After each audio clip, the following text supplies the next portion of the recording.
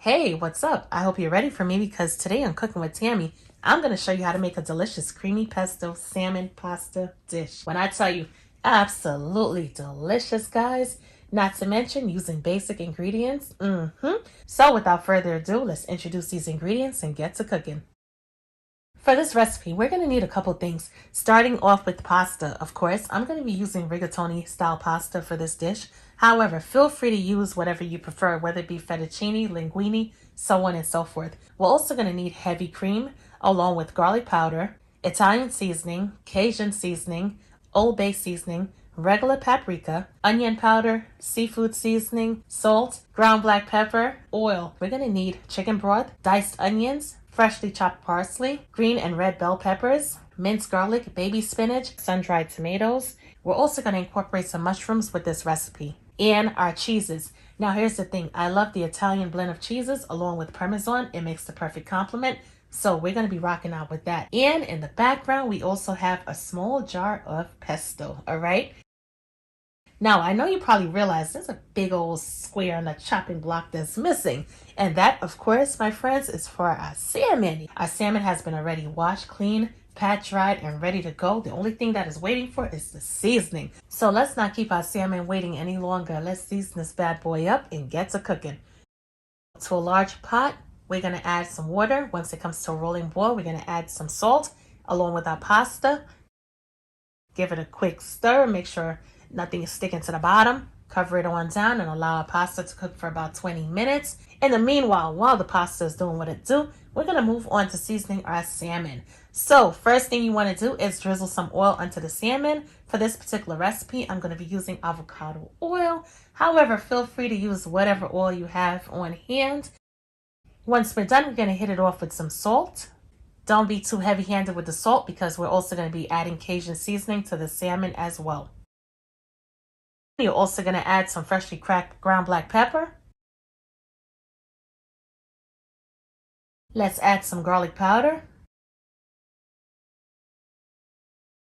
We're going to get in there. We're going to add that Cajun seasoning. However, we're not going to add too much simply because, as I mentioned before, we're also adding salt. So here's the thing. You figure that part out. If your Cajun seasoning is really salty, scale back on the actual salt, all right? Or vice versa. Use more salt, less Cajun seasoning, however you want to do it. Trust me.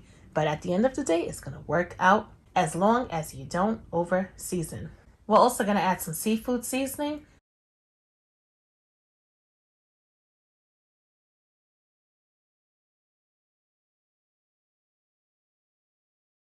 Along with our onion powder and our paprika.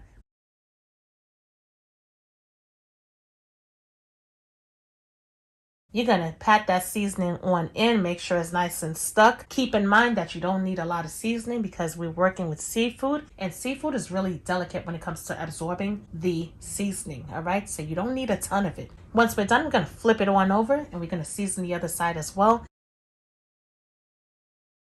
Hit it with a small drizzle of oil. Add the salt along with our freshly cracked ground black pepper, garlic powder, Cajun seasoning, seafood seasoning, paprika, and last but not least, our onion powder. Same thing. Get in there, pat that seasoning on to the fish. Make sure it's nice and stuck. Once you're done, take a good look. Our salmon is perfectly seasoned. And I can guarantee you, once you fry it on up, it's going to be absolutely out of this world delicious. You hear me? While we were seasoning up our salmon, because for me, everything is about that perfect timing. So now that we're done seasoning our salmon, our pan is smoking hot and ready to go. So to this pan, I'm going to add a small drizzle of oil, followed by some butter. Once it becomes nice and melted,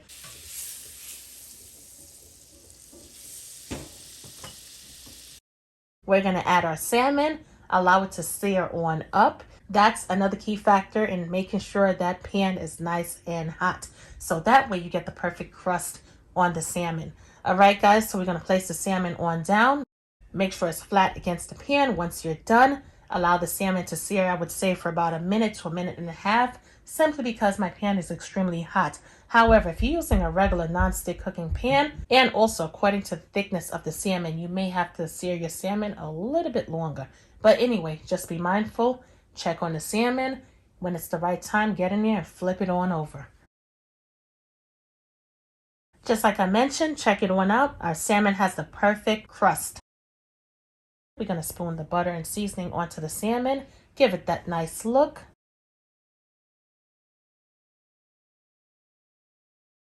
Once we're finished, we're going to get our salmon out of the pan and onto a plate. Now, here's the thing, guys. You're not going to place the salmon onto a paper-lined plate. No, no, no. And there's a reason as to why I'm saying that. You're going to basically take the salmon out, rest it onto a plate, minus the paper towel.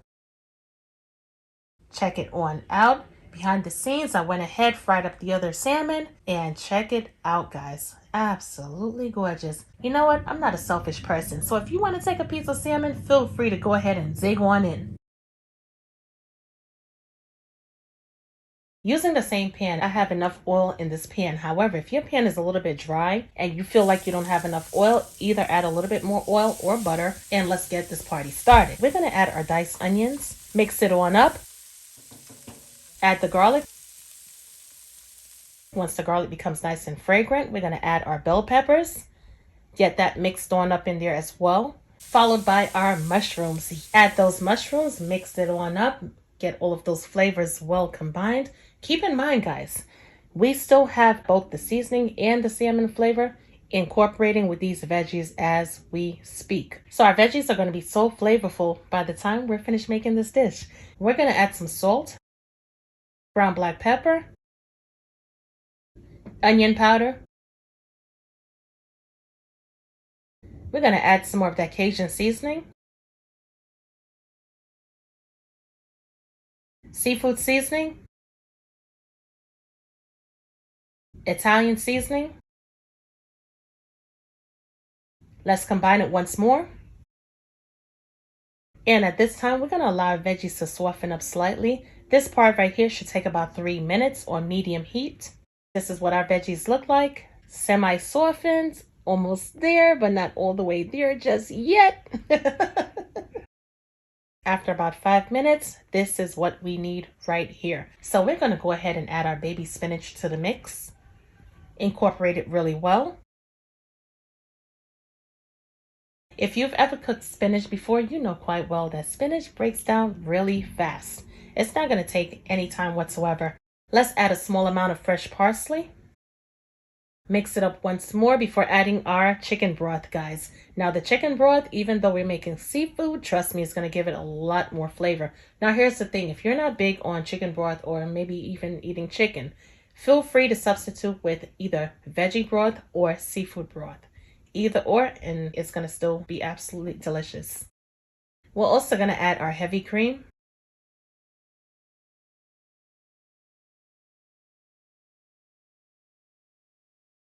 And to kick the flavors up a couple more notches, we're going to add our sun-dried tomatoes. And of course, we're going to add our pesto. Mix it on up. Make sure it's well incorporated throughout the sauce. And once we're done, we're going to grab our cheeses. We're going to add both our Italian blend along with our Parmesan cheese. And by adding the cheeses, not only, of course, as we all know, it's going to make our sauce taste great by contributing a nice nutty flavor to our sauce, but it's also going to thicken up the sauce as well. So that's a great thing. Now, because we want that great depth of color and that color vibrancy, or should I say that pop of color, we're going to add our paprika. Not smoked, but regular paprika. Combine it really good. And as you can see, our sauce starting to thicken on up, which is perfect. Add our pasta to the sauce. We're going to mix it on up, bring those veggies from the bottom, bring it to the top. Make sure it's perfectly intertwined with our pasta. Looking good so far.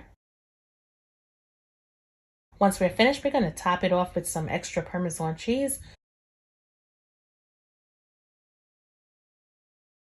And we're going to bring in our perfectly seared Cajun salmon. Yes, we are. We're going to place it on the top of the pasta. Remember I told you minus that paper towel onto the plate when you add your salmon onto the plate? This is the reason right here, because I want all of that juice, all of the juice that literally came from the salmon. I want it to sit in the plate.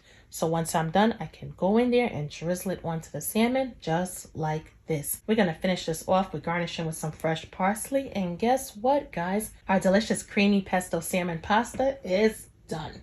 Guys, when I tell you this right here, not only is it beautiful in presentation, but the taste is absolutely amazing. Definitely give this recipe a try. Let me know what you think in the comment section, and I will definitely catch you guys in another video. Talk to you later. Bye, guys.